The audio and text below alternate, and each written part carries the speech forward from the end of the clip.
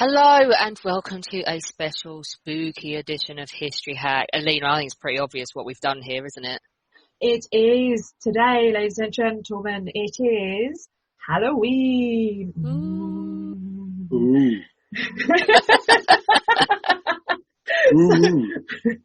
We've got our regular back to tell us a spooky story.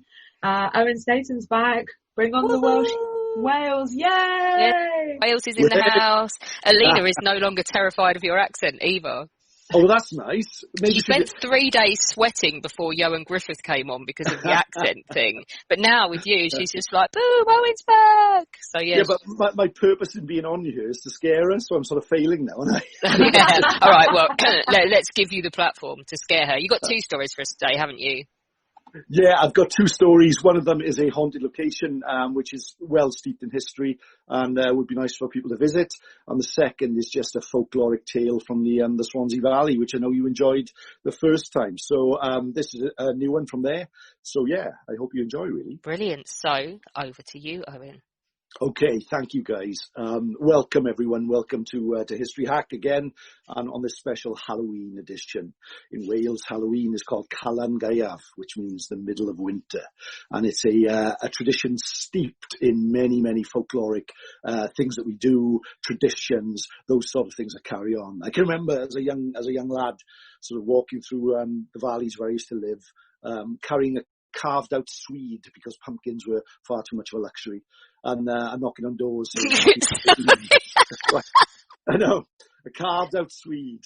But there are many traditions associated with Halloween in Wales, and apparently Wales is one of the most haunted parts of the world. So I'd just like to invite you all to join me for a little while I take you through a few of the haunted sort of locations and stories, really. So, as we've done before, and I don't want this to become too much of a ritual, but I think we all need to get into that state of mind for stories. So let's just leave behind everything that we're doing at the moment, unless you're driving or operating on heavy machinery, obviously, and just relax and listen to the story, okay? Switch off the phones, move away from the gaming machine, leave the TV off, and get yourself into the time between times. The time when it is neither night nor day, but the sun has gone and the sky is grey. And that is the time when the veil between our world and the fairy world grows wafer thin. And on this night of all nights, this is where it's at its thinnest. It is said that even when you walk down the streets that you normally know, the shops along the roads, if you look carefully, you will see the spirits of those who have gone before us. You will see the tales that we know from ages gone by come alive. And the place I'm going to talk about, in North Wales, in the town of Conwy, is so full of life and history and spirits that is worth telling its tale here. This place is called Plas Mawr, Big Hall in Welsh. It's an old Tudor manor house that is there, right in the middle of the high streets in the town of Conwy in North Wales. It was built in the time of Henry VIII by a nobleman called Robert Wynne, who was well known in Henry and Elizabeth's courts. But today, it is known for far more sinister reasons. It has a room called the Lantern Room, and it is said that when a lantern shines in that upstairs room, it can be seen for miles around. And in its white stone, whitewashed towers, true horrors have been known to behold. And this tale goes back many years to the time of Queen Elizabeth I, when Robert Wynne was away in London on court business. Back in Plas Mawr, with its great tower, Robert's wife was there with child, due a child at any moment. Her name was Dorothy, and she was the fairest maid in all of Conwy. And there also was their young son Henry. Now Robert was due home from far away in London. So Dorothy and Henry climbed the wooden steps all the way to the top of the tower, where they could see for miles around, past the castle in Conwy, all the way far into the mountains. But the road could be seen, and they would look for the torchlight procession that heralded the return of Robert. And they waited, and they waited, and the time between times came, the time when the sky went grey, and then it suddenly went dark, and all they could see were the lanterns being carried in the town. The servants called for them to come down for their supper, but they did not come. for they wished to wait for Robert's return. But suddenly, as the night grew so dark you could barely see your hand in front of your face, Dorothy decided it was time for Henry to go to bed, for something must have waylaid their beloved, and he had not returned. They started to make their way down the winding steps, Dorothy walking very slowly. And then suddenly Henry pulled at her arm. Henry pulled at her arm, and she tripped upon the wooden steps and tumbled from the top floor, down to the middle, down to the bottom, and landed in a heap. Henry was still. Dorothy was very badly injured. The servants rushed up and picked her up from the floor and took her into the lantern room, where there was a bed, and laid her upon the bed. And then they looked around and wondered what they could do. She was barely conscious. She was calling out for Robert. She seemed to have broken many bones, and Henry the same. The servants talked amongst themselves, and then one of them decided he must go into the town and find the doctor, who was very well known in those parts. He rushed out to the doctor's house and hammered on the door. But there was no answer. He rushed to the inn where the doctor sometimes drank, but all was quiet. As he was going back, he passed a man walking in the street and called out, "Have you seen the doctor?" The man said, "No, I have not seen the doctor of Conwy, but I myself am a young doctor, and I will happily come and help. My name is Dr. Jenkins." The servant took Dr. Jenkins back to Plasmawr. They walked through the great hallway and rushed up the stairs to the lantern room. They opened the door, and there was Dorothy and Henry laying on the bed. Their condition had gone much worse. The doctor went inside, brought his small bag out, and started to look at what he could do. But he quickly realized that this was beyond his skills. It needed a far more experienced doctor to tend to this lady and this stricken child. He called to the servants, I can't do any more here. You will need the regular doctor, and I'm happy to go and find him if you would let me go." He went to leave the lantern room, but the servant said, "No, you must not leave this room." Robert Wynne's rage would know no bounds. If he thought that we had left his beloved wife and his son here alone. The doctor tried to leave again, but this time they closed the door and held it shut. "Stay in there until the regular doctor comes," they said, and closed and barred the door. The doctor hammered on the door to be let out, but they would not let him. And one of the servants once again went into the town to find the doctor. The night passed. But an hour later, there was another loud knocking at the door. The servants rushed in hope. But there was no doctor. There was Robert Wynne. He rushed upstairs and went to the lantern room. His rage knew no bounds. He opened the door, ready to speak to the doctor inside. But when he opened it, inside on the bed, he saw his beloved wife Dorothy and his young child Henry had both died from their wounds. And of Dr. Jenkins, there was no sign. He rushed to the bed and started to wail and weep and called for the door to be closed once more. The servants did this, awaiting the return of the servant with the experienced doctor, who never came. In the morning they opened the door, and there was Dorothy, there was Henry, and there was Robert Wynne, dead by his own hand, lying at the foot of the bed, and no sign of Dr. Jenkins. A tragic tale indeed, in a Tudor manor house in North Wales almost 500 years ago. But it resonates still. It has the tower that rises up above the town, and many times the visitors have gone there. And they hear a child calling and crying and making its way up the steps. In the lantern room, where people have sat, they will sometimes hear a knocking on the wall, although there is no one around. And people who have sat there in seance or in just regular visitors making their way around the hall have sometimes listened.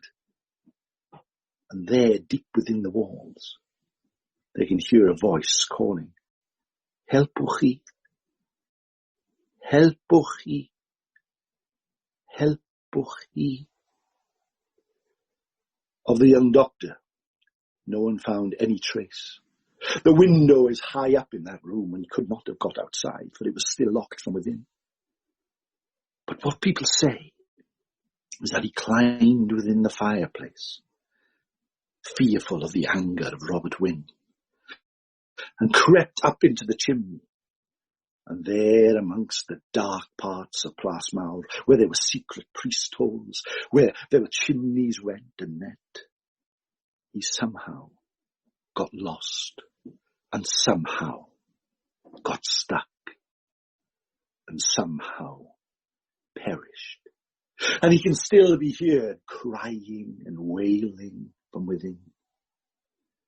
And in the great hall, the spirit of Robert Wynne wanders back and forth, up and down, crying and calling for his wife Dorothy, and bemoaning the fact that he was late back from London.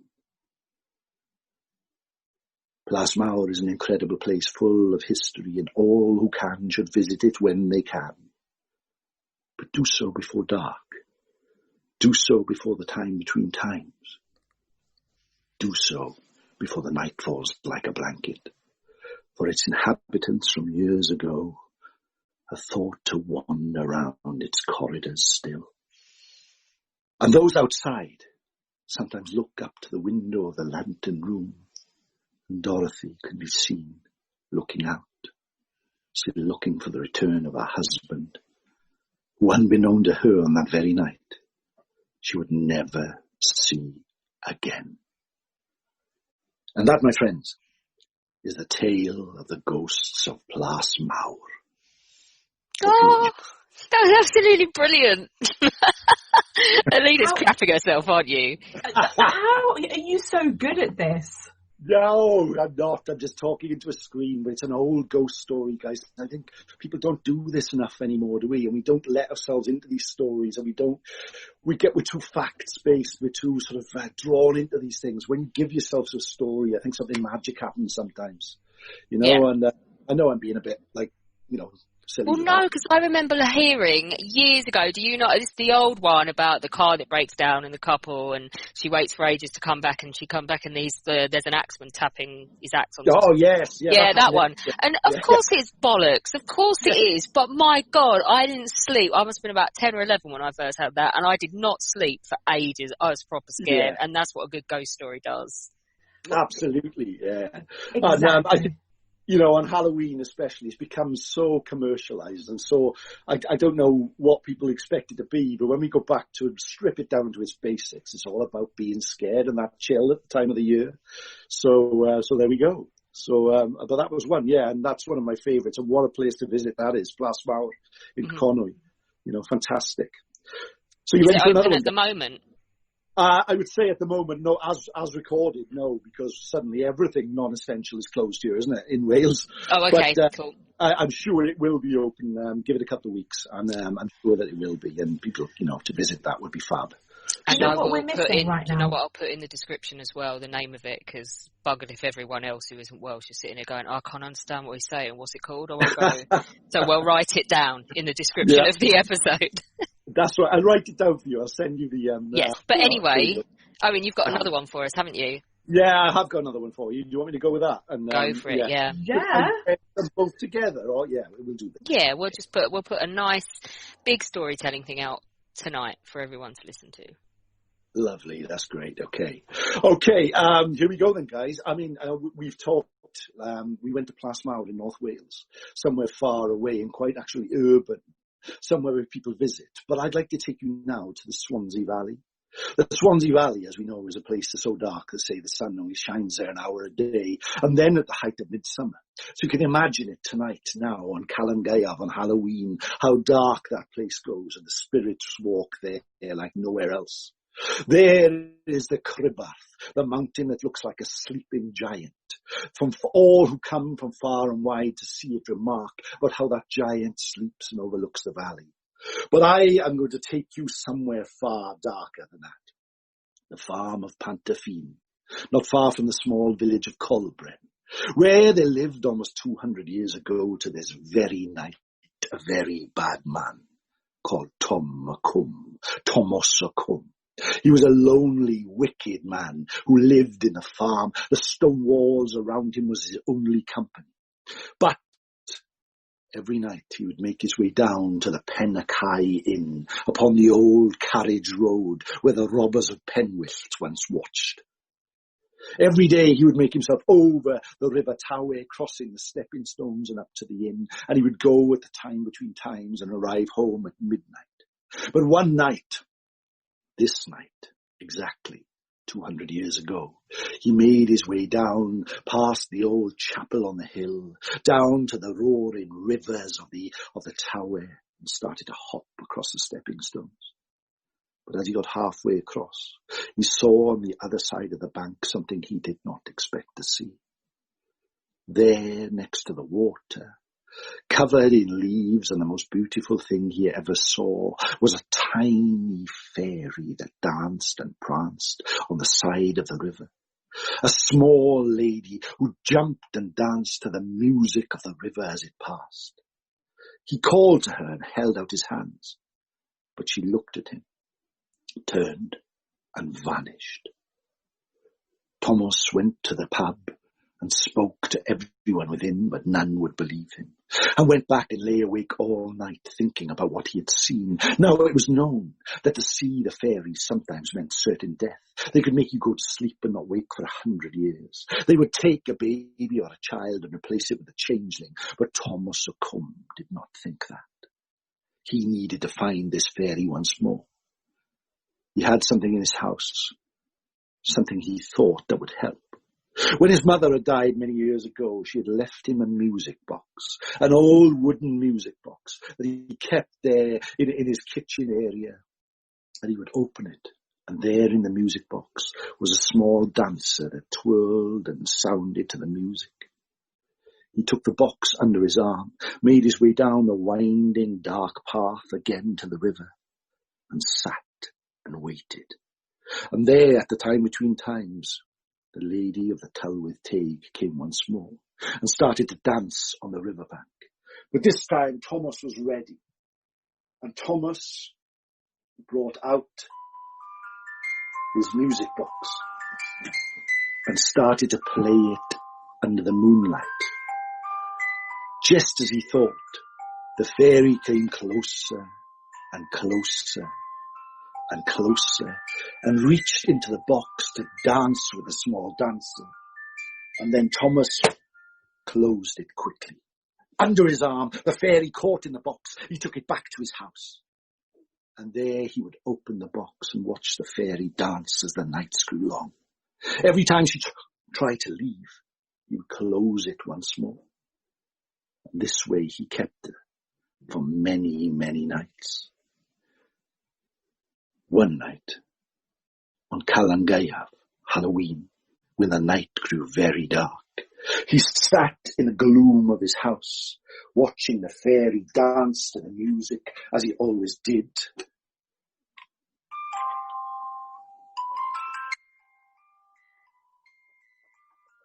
When suddenly he heard a knock at his door. He rushed to the door and opened it. But there was nobody. The night grew long and the night grew darker, and the knocking continued on the walls, on the windows, on the door. But every time he rushed to the hall, the windows, the door, he rushed outside. There was nobody in. All night he lay awake. The next day, the day passed, and then as the night grew long and the time between times came again, he opened the box and let the fairy dance. And this time, there came another knocking on his door. As he went to open it, he heard hounds and wolves barking and clawing and howling all the way around his house. Back and forth they came, shouting and barking and cursing upon him. He dared not leave the house. This carried on all night until the dawn broke once more. Thomas did not know what to do. He grew hungry, he grew tired, and he thought that maybe his taking of the Tylwyth Teg was not such a good idea. On the third night, obsessed that he was, he opened the box once more and let the fairy dance. But the knocking came again. And this time he opened his door to find a hooded figure outside, its eyes glowing red. In its hood were cut 2 holes, and out of those holes came great antlers, and its skeletal hands reached out.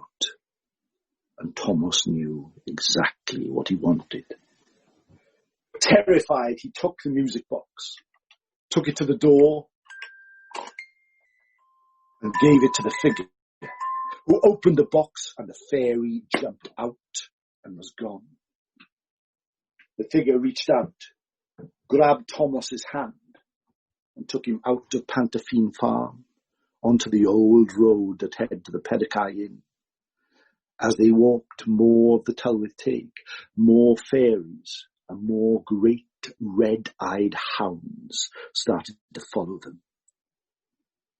Anyone who watched, and there were few, saw this spirit procession make its way down the winding path to the waterfalls known as Henreid, where they disappeared behind the water, never to be seen again. In life, that is. But it is said that in the Swansea Valley, that if you go to the Henreid Falls at the time between times, the time when it is neither night nor day, but the sun has gone and the sky is grey, you will see the spirit procession being led by Gwyn ap Nudd, the king of the other world, who will take back anything that a mortal takes from him. And it is said that even on the sunniest days where the sun shines bright in the sky, if you sit at Henreid and listen, far away, beyond the veil of our world, you will hear the music of the music box. Thomas a Cum once held a fairy and wouldn't let it go.